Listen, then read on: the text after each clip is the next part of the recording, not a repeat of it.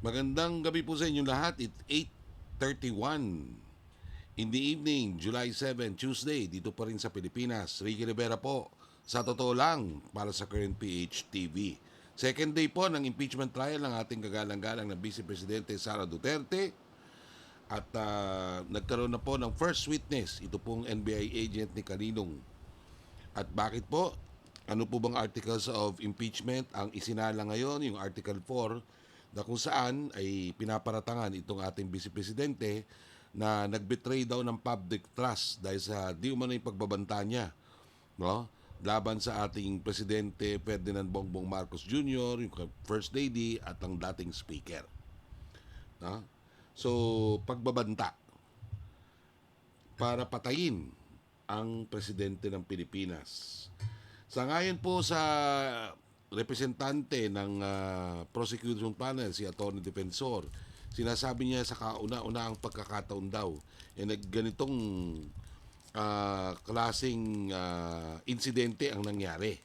No, which is true. Wala namang no one, no, sa mga vice presidente natin in the past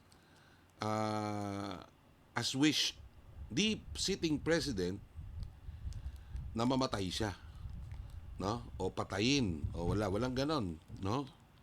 Yung mga namatay po natin mga presidente, pinilitan ng mga constitutional successor niya. For example, si Osmeña, no? Si Rojas pala, Rojas. Yun po, namatay po yan dahil sa nalason doon sa kanyang habang siya ay nagtatalumpati sa Clark, no? At syempre si Magsaysay, pinilitan ho yan. But siguro silently or privately, pagka magkalaban yung vice presidente at ang presidente ng Pilipinas, baka privately, no, they wish the president dead.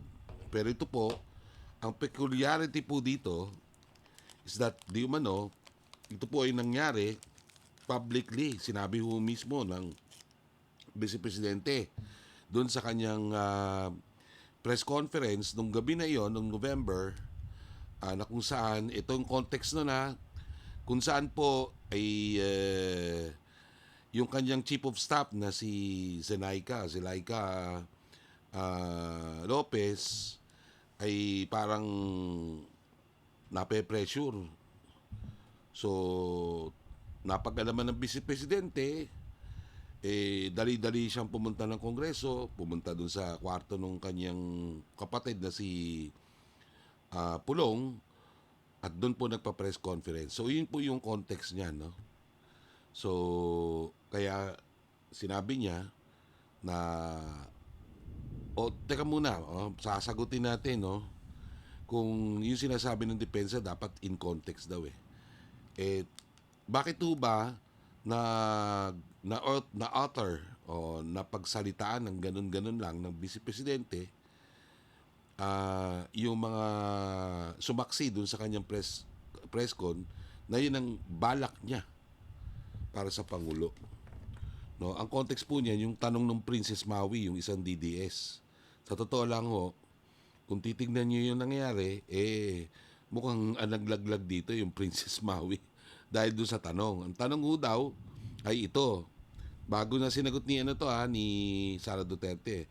Ang tinanong ni Princess Maui ay meron daw kumakalat na balita na papapatayin daw yung dahil sa Project Romanov ba yan, no?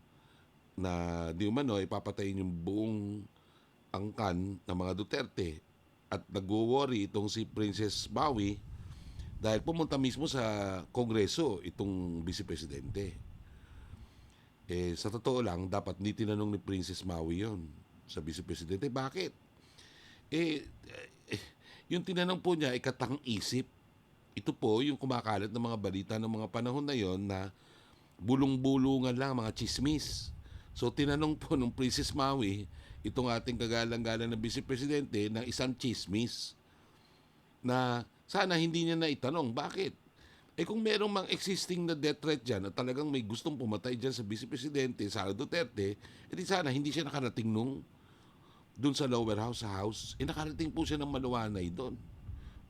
Sa dami ng polis doon, sa dami ng mga mga risk, nagpunta ho siya doon. So, that in itself, kung naisip sana nila, hindi na nila tinanong sa Vice Presidente, pero dahil ganun na nga, wala naman tayong magagawa, ganyan yung mga kasapakat ng mga Duterte, yung nag-iisip.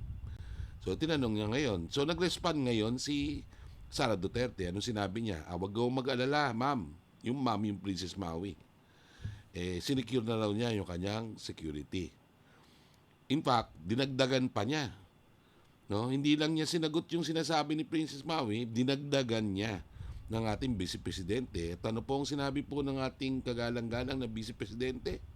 In fact, kumausap daw siya ng isang tao, isang assassin, na siyang papatay sa Pangulong Ferdinand Bongbong Marcos, kay First Lady at kay ex-speaker Martin Romualdez, sa sandaling siya ang patayin. Ah? At ito ba ay pasok dun sa definisyon ng Korte Suprema at ng Philippine jurisprudence hingin sa term na threat. Kasi sinabi ng prosecution na ito daw ay constitute a threat. Tignan natin babasahin po natin, no? Babasahin po natin ang definition ng threat, no? O pagbabanta sa Tagalog dito sa ating Philippine jurisprudence, no? Sangayon po sa Article 282 at Article 285 ng Revised Penal Code, dalawa po yung klase ng threat. Isang grave threat as in ang light threats. Ngayon, napaka-establish po ito na ipinaliwanag po ng Supreme Court sa marami hong mga kaso yung definition ng threat.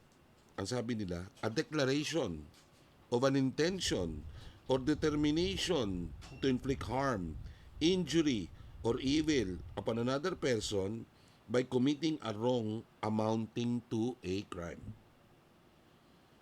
Okay. So maliwanag, declaration dapat. Declaration of an intention. Intention pa lang, punishable na po. No? Or determination to inflict harm. Ano ba sinabi niya? Nag-hire ho daw siya ng assassin para patayin ang presidente, ang First Lady, at ang ex-speaker. By committing a wrong amounting to a crime. Yung pagpatay ho ba, krimen? Of course. So, yung mga requisites ho niyan, kung magiging grave threat siya o live threat, ito. Unang elemento, para maging grave threat, unang mga elemento ay yung akusado, itong si Vice Presidente Sara Duterte, nagbanta sa isang tao pa with the infliction of a wrong. Ano yung wrong dito? Yung pagpatay. Okay. So, yung wrong na yon, ito yung act, threatened amounts to a crime. So, pasok dapat sa revised penal code or special laws natin. Kasi special laws, ganun din po, no? May mga special na law na ingil sa mga ibang krimen. So, hindi lang sa RPC. Yung bang pagpatay po o assassination, pasok ko ba yun sa RPC? Definitely. Definitely. The threat was made knowingly and intentionally. Ano ba sabi ni Vice Presidente? Ito ba ay knowing and intentional? Yes. Kasi sinabi niya, nung pagkatapos ng statement na yun, sinabi po niya na, no joke, no joke, no joke. Kasi nga naman, siyempre Duterte, minsan, masyado silang tricky Hindi mo malaman ngayon kung nagpapatawa o nagpapayabang or kung ano man. Talagang klarado ng ating Vice Presidente na hindi ito joke. Siya mismo nagsabi. And depending on the circumstances, the trade may or may not be accompanied by a demand for money or another condition. Ito pa, no? Hindi po kinikilala ng Korte Suprema at ng ating Philippine jurisprudence na kinakailangan ma-accomplish yung sinasabing act, no, ng threat. Hindi po kailangan may mangyari na ito joke lang, ganyan. Sinabi ko lang na ganito, hindi po by itself, sabi nga dito Declaration of an intention. Intention pa lang. Punishable na. Oo. So, may intention po ba ang Vice Presidente para papatayin ang presidente? Yes, kasi in the context nung tanong ng Princess Maui. Ang tanong ng Princess Maui ay, uy, pinapapatay kayo ng mga kalaban. Which is unfounded, no? Wala namang, there's no proof to that. Nabitag ngayon itong ating Vice Presidente at sinabi, yes, oo, nabulgar tuloy na may kinausap naman pala siyang assassin. So, doon pa lang alam na natin na seryoso, no? Kaya papasok po doon sa grave threats 'yan, yung Article 282. Ngayon, pwede bang sabihin pwede bang sabihin ng ating kagalang-galang na Pangulo, hindi kasi bugso ng damdamin 'yun eh. Bugso ng damdamin, yun ang magiging depensa definitely ng defense panel na headed by Attorney Sheila Sison at ito nga si Attorney Carlo Narvasa, na hindi bugso ng damdamin lang yan. Kaya nyo na doon. Kumbaga pagpasensyahan nyo na, hindi yan pasok sa grave threat at hindi yan betrayal of public trust. Yan ang magiging depensa nila eh. Kasi sabi nila, kaya 2 oras yan eh. Kung titignan natin yung 2 oras na yon, makikita natin na nagre-react lang ang Vice Presidente. Masyado siyang emotional at that time. Kasi nga, yung kaibigan niya, si Zenaida, parang kinakawawa doon. Zenaida Lopez. So, sa galit niya, na-utter niya yung mga salitang yon, no? Ang problema natin, kung gagamitin nun nilang depensa iyan, mabibigo sila. Bakit kamo? Kasi, una, sinundan, ito po, yung November statement, ay bagawari one of the last statements na kung saan ay binabantaan ng Vice Presidente ang ating Pangulo. Kaya nga binanggit nung NBI witness na sila po ay nag-backtrack. Tinignan ho nila. Kasi gusto nila malaman, seryoso ba ito? Hindi. Nakita ho nila doon sa mga previous statements ng ating Pangulo, gusto ng Vice Presidente na pugutan ng ulo yung Pangulo. No, minuwestra pa yan. Nakita niyo ba yung video na yan? Minuwestra pa niya. Naku, tapos ganun na ganun siya. At that time po, napakakalmado nun. It's a formal press conference. Hindi naman ho siya naka-coerce na that time, hindi siya under duress. So, yan po. Meron siyang ginawang ganon. At may mga subsequent pa na mga statement na krinano pa niya.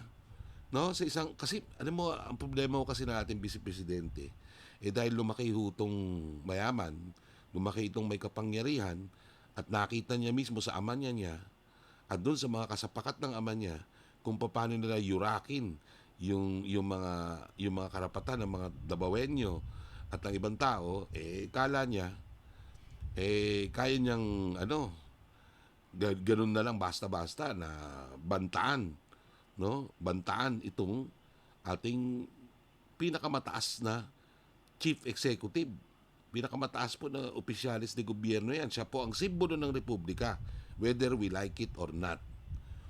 Whether masama loob natin kay Bongbong o hindi, the point is, siya po ang kinatawan.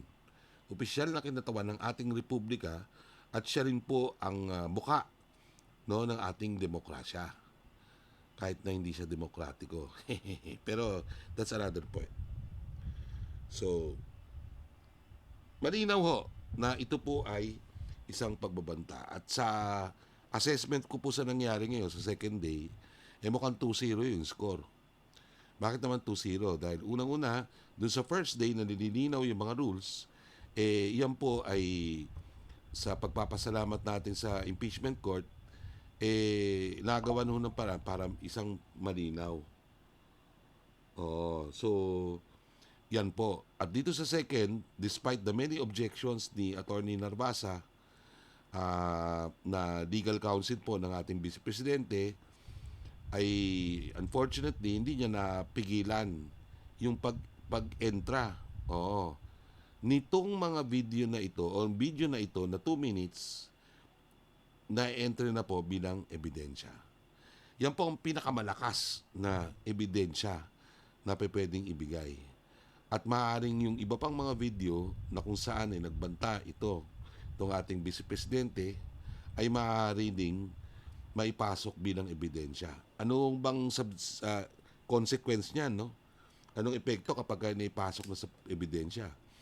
Ito po yung ilang mga pieces ng ebidensya na re-reviewin ng mga senator judges sa punto na sila po ay magdidesisyon kung may merit itong akusasyon ng prosecution team na nag-commit po ng grave betrayal of public trust.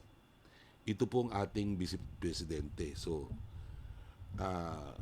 ngayon, kung may mga, ang maganda ho kasi dyan, dahil nag-ebidensya na, kapag halimbawa nag-rule, yung majority dinaan sa politika, ito pong impeachment trial natin, at hindi na-consider yung lakas ng ebidensyang video na ito, kinakailangan nila magpaliwanag sa taong bayan.